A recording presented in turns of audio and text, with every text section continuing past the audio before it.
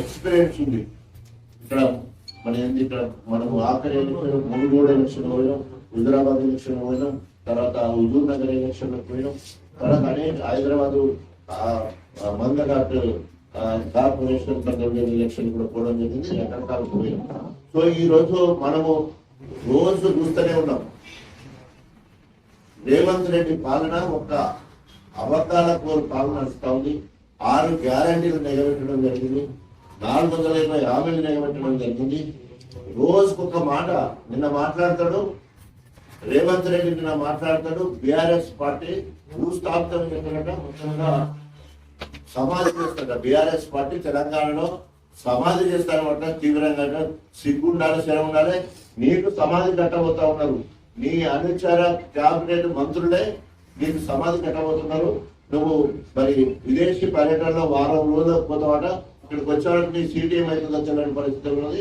అలా పేపర్లో చూస్తా ఉన్నాం. ఇలా కాంగ్రెస్ వాళ్ళందరూ తిరగబడితే మళ్ళీ చంద్రబాబు నాయుడు సంకట చూసడానికి నువ్వు రంగం సిద్ధం చేసుకుంటావని కూడా చెప్పడం జరుగుతుంది. తస్మా జాగ్రత్త రేవంత్ రెడ్డి. ఒక్కసారి మరి పల్లెత్తు మాట బీఆర్ఎస్ పార్టీ అంటే మొత్తం బీఆర్ఎస్ పార్టీ అందరు కలిసి ఒక్కసారి ఫూ అని ఉంచితే ఎక్కడికో కొట్టుకో పరిస్థితి ఉంటుంది. అది ఒకటేమో ఆ మాట అన్నాడు. రెండో మాట ఏమన్నాడంటే ఒక రాజ్యాంగబద్ధమైన పోస్టులో ఉండి, రాజ్యాంగ పరిధిలో ఉండి, ఆయనను రాజ్యాంగాన్ని పరిరక్షించే ముఖ్యమంత్రిగా ఉండి నిన్న సంఘ విద్రోహులు మాట్లాడినట్టు బీఆర్ఎస్ పార్టీ గద్దలు కూల్చండి అని చెప్పేసి మాట్లాడారు. బీఆర్ఎస్ గద్దలంటే అవి సమ్మక్క సారళమ్మ గద్దెలతో సమానం.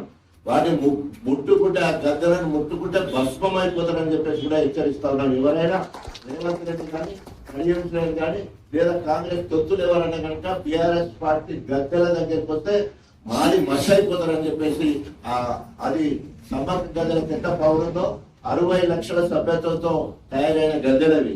మొత్తం ఒక గద్దె అంటే అది తెలంగాణ అస్తిత్వానికి, తెలంగాణ ఉనికికి, తెలంగాణ ఆత్మగౌరవానికి ప్రతీక. సో అలాంటి గద్దెల జోలికొచ్చారని మాట్లాడాలని తీవ్రంగా ఖండిస్తున్నాం.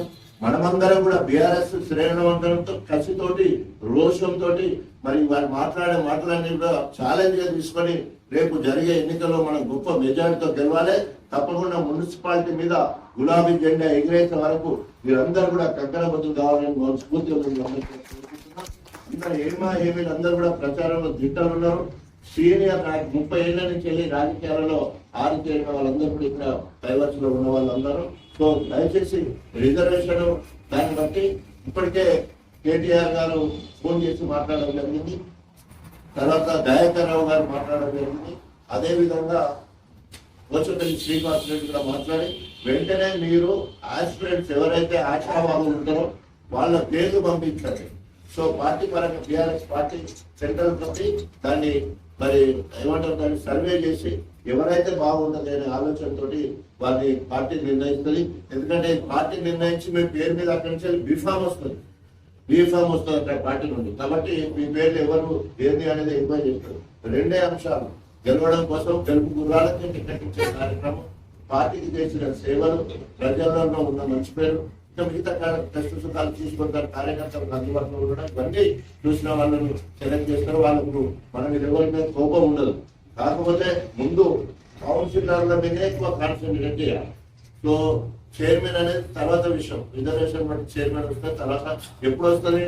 మనం 12 గెలిస్తేనే వస్తుంది. మనకు 18 ఉంటే వాళ్ళకి ఆల్రెడీ ఎక్స్ అఫీషియల్ మెంబర్ గా ఎమ్మెల్యే, ఎంపీగా 2 ఓట్లు వాళ్ళకు ఉన్నట్టే లెక్క.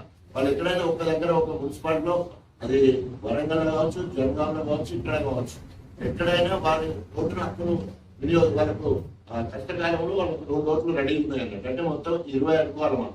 20లో 11, 12 గెలిస్తే మాత్రం మనకు చైర్మన్ వచ్చేటట్టు అవకాశం. కాబట్టి విద్యార్థులు అందరూ ఎవరైతే నేను పెద్ద ఆడుతున్న వాళ్ళందరూ కూడా వార్డు మెంబర్ తెలిసి ఇచ్చుకుంటున్నారు, కౌన్సిలర్ గా గెలవాలని ఉంటారు. సో తర్వాత కాంపిటీషన్ అనేది చైర్మన్ కాంపిటీషన్ తర్వాత ముందుగా వార్డులకు ఎవరెవరు ఉంటారు, పెద్ద చిన్న కార్యక్రమం కూడా ముందుగా కౌన్సిలర్ గా మనం ఒక అప్లికేషన్ తయారు చేస్తున్నాం.